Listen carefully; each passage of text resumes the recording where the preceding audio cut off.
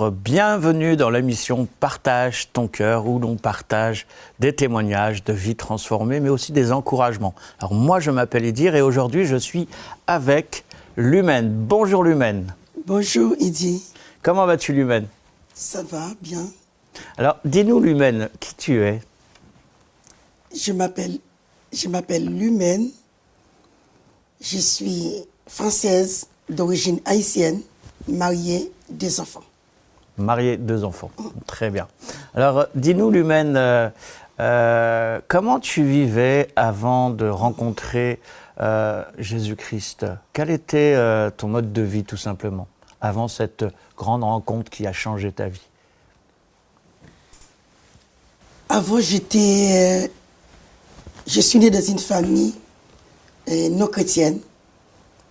Et moi, j'étais catholique.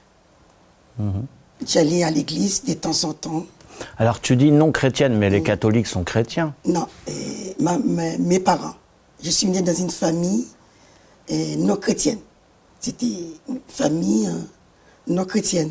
Et moi, en grandissant, j'allais à l'église catholique. Ah, d'accord. Eux n'étaient pas chrétiens, Non, mais toi, tu étais chrétienne catholique. Voilà. D'accord. J'allais à l'église catholique. Et puis, mes parents, ils pratiquaient les vaudous. Et moi, j'ai toujours quelque chose en moi. J'ai refusé toutes ces choses-là. Et puis, je continuais à aller à l'église de temps en temps. Et puis, on est arrivé ici en France en 1982. Et je suis tombée malade. J'ai été ensorcelée par des hommes. Ils m'envoient des sorts, des esprits mauvais. Ça m'a persécuté toute ma vie. Jusqu'à 2011, et j'ai décidé de retourner en Haïti, de voir mes parents. Et puis pour qu'ils continuaient aussi toujours dans la sorcellerie. Et puis j'ai passé 1 mois au pays. Et j'ai été voir des marabouts, ça n'a rien marché. Je me suis souvenu, j'ai retourné ici en France, février 1991, et j'ai accepté le Seigneur en avril 1991. Alors justement, comment as-tu rencontré le Seigneur, ou plutôt comment lui est venu te rencontrer? Ton témoignage de ta rencontre avec Jésus. Oui, ma rencontre avec Jésus, il y avait un frère qui m'avait téléphoné chez moi pendant que j'étais enceinte, souffert. J'ai subi plusieurs interventions chirurgicales. Ça n'avait pas marché. Il m'avait téléphoné un soir. Il me disait, Lumène, il y a l'église à Porte-Dorée. Il priait pour les gens qui sont ensorcelés comme toi, et les gens qui sont handicapés, ils ont des béquilles.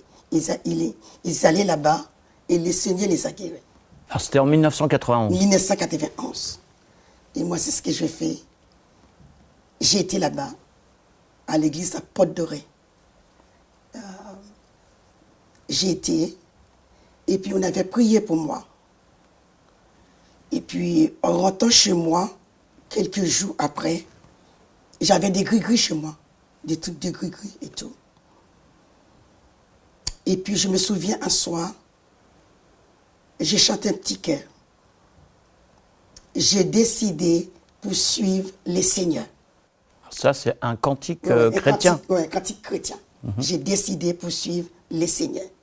Et c'était quoi justement le déclic? Le déclic, c'est les petits chœurs là que j'ai chantés. Je récite ces chants, j'ai chanté. D'accord. J'ai décidé pour suivre les seigneurs. Est-ce que tu peux nous dire ce qu'il dit, ce cantique? Qu'est-ce qu'il dit, ce cantique? C'est que si moi je prends une décision pour servir les seigneurs. C'est-à-dire, je veux donner ma vie au Seigneur. Et c'était ça, juste ça le cantique? C'était juste ça, les cantiques. C'est tout? Ouais, D'accord. Et puis c'est à partir de là, j'ai rentré dans ma chambre, j'avais pris tous les gris-gris moi-même, et je l'ai mis dans ce sac poubelle, et je l'ai mis à la poubelle. Et depuis, j'ai donné ma vie au Seigneur. Alors justement, comment tu peux dire « j'ai donné ma vie au Seigneur » Est-ce qu'il y a quelque chose à dire, quelque chose à faire? Dis-nous. Et quelque chose à faire, ils ont prié pour moi. Alors, c'est qui ils ont prié pour toi? Les pasteurs. Alors, tu as été voir le pasteur dans une église? Dans une église, à l'église Porte-Dorée. À l'époque, oui. Oui, à Alors, l'époque, ouais. on ne va pas donner de titre d'église, titres, ni ouais. de nom. Mais tu dis que ce pasteur a prié pour toi. Mais comment ça s'est fait? Tu le connaissais? Parce que... Non, c'est le frère là qui m'avait parlé au téléphone, que j'ai eu son coup de fil. C'est lui qui m'a parlé de cette église. De ce pasteur, Oui, ok. de ce pasteur. Donc, il t'a présenté à ce pasteur. À ce pasteur, oui. Et tu as été voir ce Ce pasteur? pasteur, ils ont prié pour moi. Ils ont prié pour toi. Et qu'est-ce qu'ils ont prié? Est-ce que tu te rappelles ce qu'ils ont prié pour toi? Ils ont prié pour moi, ils ont imposé la main.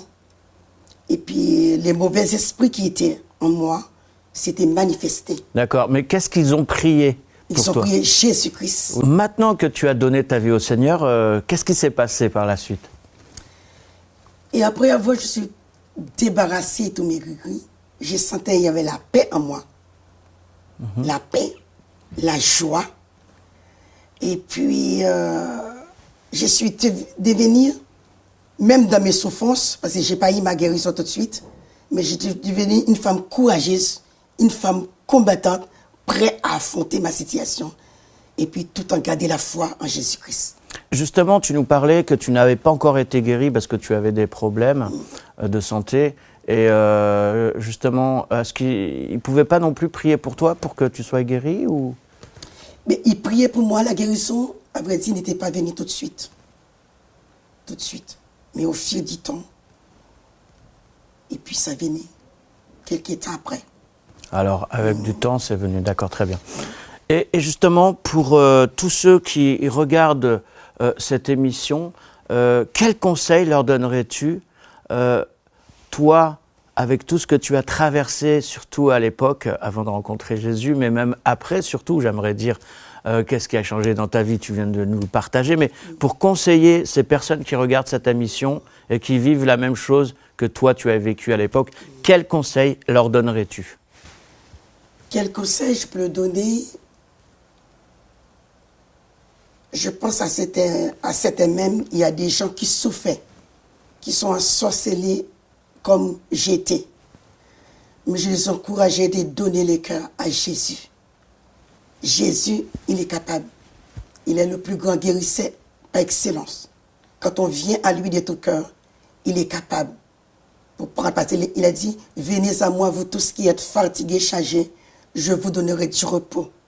Et depuis ma rencontre avec le Seigneur Jésus, il m'a donné du repos, la paix, la joie. Et aujourd'hui, cette joie, l'amour qu'il a déposé en moi, et je suis devenue une évangéliste des rues, j'ai partagé ma joie et aux autres, d'aller évangéliser, surtout les personnes défavorisées, de distribuer, de faire des maraudes, distribuer des repas pour ces gens-là. Alors je pense à tous ces gens qui souffrent de la sorcellerie comme moi. Venez à Jésus. Venez à Jésus. Il est capable de vous guérir. Il est capable de vous délivrer parce qu'il a fait pour moi. Il est un Dieu qui n'a pas de parti pris. Il aime tout le peuple. Il a fait pour moi.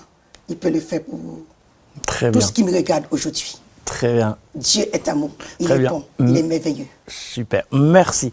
Alors, dis-nous maintenant, pour les derniers mots de la fin, si tu as un verset particulier auquel tu es attaché, que tu affectionnes beaucoup, un verset de la Bible, ça serait lequel à partager? Il y a un verset que je voulais partager avec les gens qui m'écoutent, qui me regardent ces vidéos. Je ne prends honte de l'évangile, c'est une puissance de Dieu pour le salut de quiconque croit. Amen, et merci pour ces belles paroles de la fin. Donc, bien sûr, tu es le bienvenu sur ce plateau quand tu voudras, Lumen. Et on vous dit à très bientôt avec d'autres intervenants qui donneront leur témoignage très prochainement. Et on vous dit à très bientôt.